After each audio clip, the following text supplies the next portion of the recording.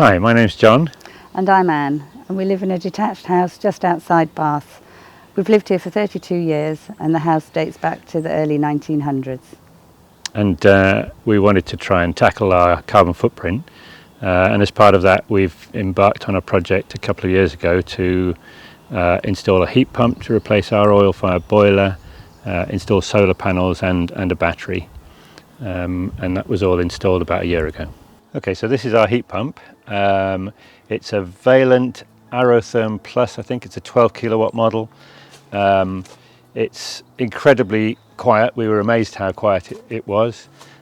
Much quieter than the old oil-fired boiler used to be. It seems to heat the water as hot as the old boiler used to, if you want it to. It runs more efficiently at a lower temperature, so its design temperature is 50 degrees, I think.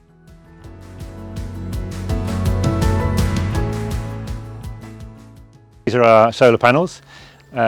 We built this garage with a view to optimising the possibility of getting solar panels, and as you can see, we've got this edge-to-edge solar panel system. Managed to find a company in Cardiff who could do this system. And I think it looks great. So our motivation for doing all of this work, we really wanted to tackle our carbon footprint. And the most difficult has been converting from what was an oil-fired boiler to a heat pump with solar panels, etc.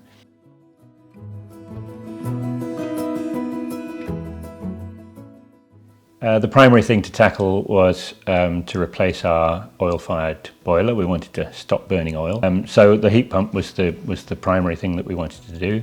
The solar panels, obviously, would be great, the idea of being able to generate our own renewable power.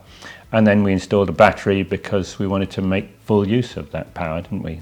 A no-brain solution to how we would be able to charge the car and use electricity at really good rates. But we did have a few problems. I mean, we had the roof designed to maximise the space that we had on the garage, and that would in theory provide us with 5.8 kilowatts of energy. But when we applied to the district network operator, they basically said that the infrastructure that allowed power to get to where we live wasn't sufficient, wasn't strong enough, and so they reduced the amount that we could actually supply back to the network to 3.6 kilowatts. Yeah, frustratingly, you have to apply to the district network operator for all of these things. You have to apply, or at least your installers apply on your behalf, for the heat pump, for the solar panels, for the battery, even for the electric car charger.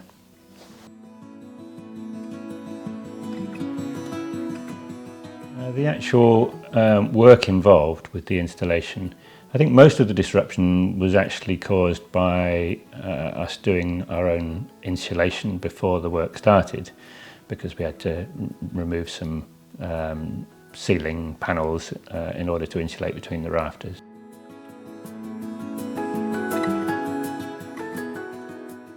I think our advice to anybody else who might want to do a similar installation would be patient and be persistent and tenacious, but it is worth it. I mean, it's fantastic to feel that your carbon footprint is as low as it could be.